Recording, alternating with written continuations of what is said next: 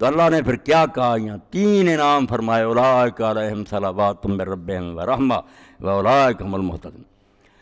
ہم نے قرآن مجید کی وہ آیت تو سنی ہے، ہر شخص دہراتا کہ اللہ اور اللہ کے فرشتے حضور پر صلوات بھیجتے ہیں۔ اب لوگوں کے یہ حضور پر ہی درود بھیجتے ہیں، بھائی پاگلو، وہاں ہی سورت جو ہے احزاب اس میں ہی ہے مومنوں کے لیے، هو الذی یصلی علیکم وملائکۃ، وہی اللہ تم پر بھی، سارے مسلمانوں پر، اور اس کے فرشتے درود بھیجتے ہیں اسی صورت میں۔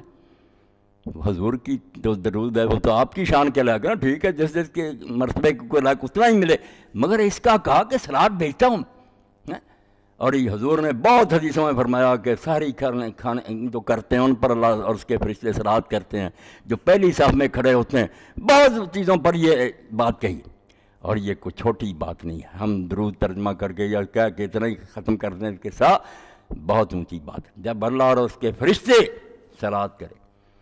اور اس کو اگر عربی زبان میں دیکھیں تو اس کا اصل مفہوم اکرام و تبجیل ہے۔ صلوات کیا ہوتی؟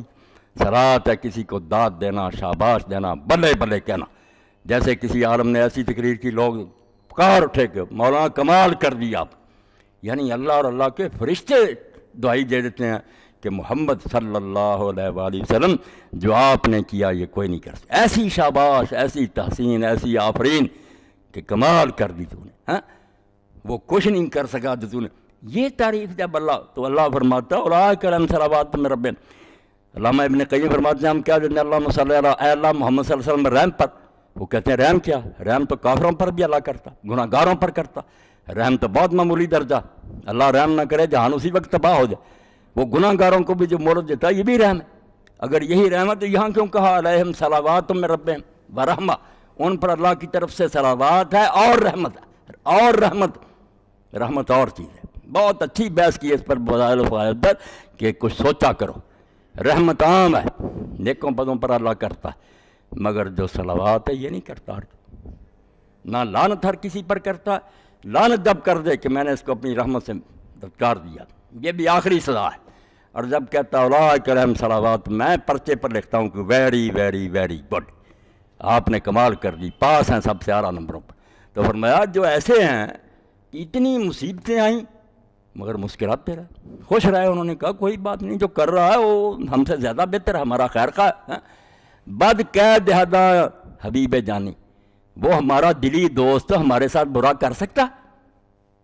کیوں برا کرے گا؟ وہ ہمارا دشمن ہے، ہمارا رب ہے، ارحم الراحمین ہے۔ بد قید دہدا حبیب جانی، وہ ہمارا پیارا یار، کبھی ہمیں بری شے نہیں دے سکتا۔ شیریں سانچ تلخ بدانی، جس کو تم کڑوا سمجھتے ہو وہ بھی میٹھا ہے۔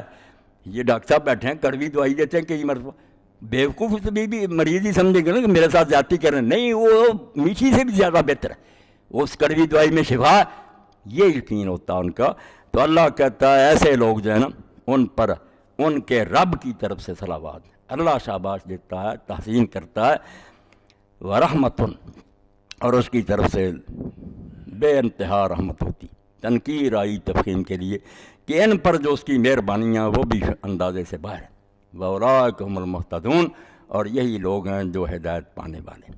اب ہدایت کا ایک درجہ تو ہے ابتدائی کہ گمراہ نہ آدمی سیدھے راستے پر ہو۔ پہلی تو یہ کہ اللہ اس دنیا میں نیکی کی توفیق دے، یہ تو ہے ہی، جب وہ مومن ہے، اتنی مصیبتیں ظاہر ہیں، انا للہ پڑھتے ہیں، ان پر صلوات ہے، تو اب ہم پر کریں کہ وہ ہدایت پر ہے، ہدایت پر یہ کیا نام ہوا؟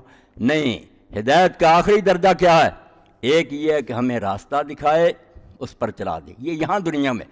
اور آخرت میں کیا ہے پھر؟ علماء کہتے ہیں آخر ہے ایثار المطلوب، کہ جو ہم چاہتے ہیں نا پھر کہ جنت مل جائے، اللہ کی رضا مل جائے، جو اس منزل کو پا لیں گے نا جس کو کہتے ہیں مراد پانے والے، یہاں ترجمہ پھر ہدایت کا یہ ہوتا ہے کہ یہ لوگ ہیں جو اصل میں مراد پانے والے ہیں، جو راستہ چلتے چلتے اخیر منزل پر پہنچیں گے نا اور کامیابی کا جھنڈا گاڑیں گے وہاں۔ اللہ کہتا ہے یہ ہیں جن پر ان کے رب کی طرف سے صلوات ہیں اور بے اندازہ رحمتیں ہیں، اور یہ لوگ منظر مراد کو پانے والے ہیں، جنہوں نے آخر تک پہنچنا نا، کامیابی یہ